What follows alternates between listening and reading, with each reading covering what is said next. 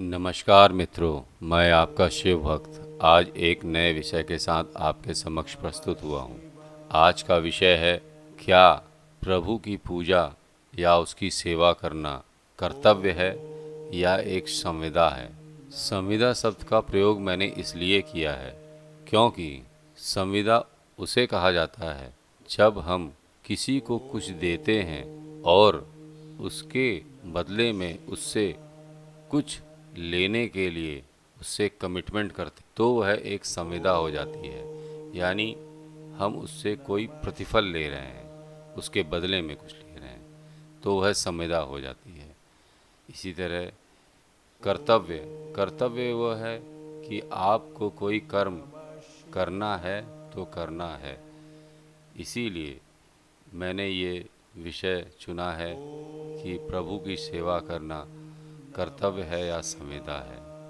आज के समय में लोगों ने प्रभु की सेवा को एक संविदा बना दिया है। संविदा इसलिए बना दिया है क्योंकि जब वो कभी भी मंदिर में या कोई भी पूजन की क्रिया करते हैं तो वह और उनकी यही अभिलाषा होती है कि जो वह पूजन की क्रिया कर रहे हैं उसके फलस्वरूप प्रभु उनको कुछ दे, उनको सुखी करे, उनको समृद्धि दे, उनको धन दे, उनको वैभव बढ़ाए, उनके जीवन में सुख दे। उनको ये नहीं ज्ञात होता है कि ये तो सब प्रभु आपको देंगे ही। जो भी चीज़ आप उनसे मांग रहे हो, मांग कर आप उनके ऊपर अपना विश्वास कम कर देते हो। प्रभु से कुछ मांगने से पहले आपको ये ज्ञात होना चाहिए कि आप जिसका पूजन कर रहे हैं वो त्रिकालदर्शी है। उसे भूत, भविष्य और वर्तमान तीनों चीज़ का ज्ञान होता है। तो जो आपके अंदर चल रहा है उसका ज्ञान क्या उसे नहीं होगा। इसीलिए मैं आपसे यह कहना चाहता हूँ, जब कभी भी आप अपने प्रभु का पूजन करें तो पूरी श्रद्धा भावना केवल उनके पूजन में लगाएं। उनसे अपने कष्टों के बारे में ना कहें कि मुझे ये कष्ट है, मेरे इस कष्ट को दूर करें। अरे वो त्रिकालदर्शी हैं, वो आपके कष्टों को खुद ही पढ़ लेंगे। और प्रभु कभी भी अपने संतान को कष्ट में नहीं देखते, वह तुरंत ही उस कष्ट का निवारण करेंगे।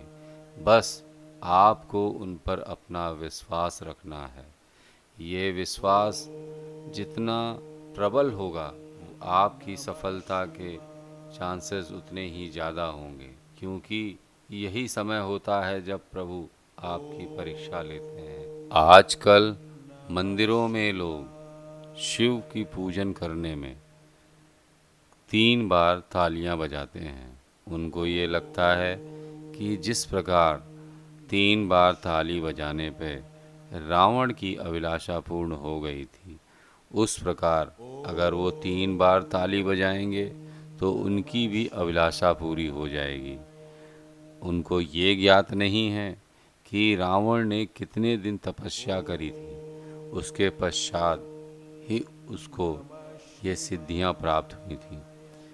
ये तो एक अलग बात है, लेकिन अगर हम साधारणता देखें तो आप 3 बार ताली बजाकर अपनी पूजा को प्रमाणित करते हो कि प्रभु अब मैंने 3 बार ताली बजा दी है, मेरी मनोकामना को पूर्ण जरूर कर देना। आपको तो इस बात का ज्ञान होना चाहिए कि जो महादेव एक लोटे जल से प्रसन्न हो जाते हैं, उनके लिए इन 3 तालियों का क्या मोल है। अतः अंत में बस आपसे इतना ही कहना चाहता हूँ कि प्रभु की पूजन क्रिया को एक संविदा मत बनाइए, एक कॉन्ट्रैक्ट मत बनाइए। उसको पूजन ही रहने दीजिए, उस पे विश्वास कीजिए, वह जरूर ही आपकी सारी मनोकामनाएं पूर्ण करेंगे। चाहे आप उनसे कुछ मांगे या ना मांगे, जो आपकी नियति में है वो आपको मिलेगा। चाहे सुख हो चाहे दुख हो, इसको कोई बदल नहीं सकता।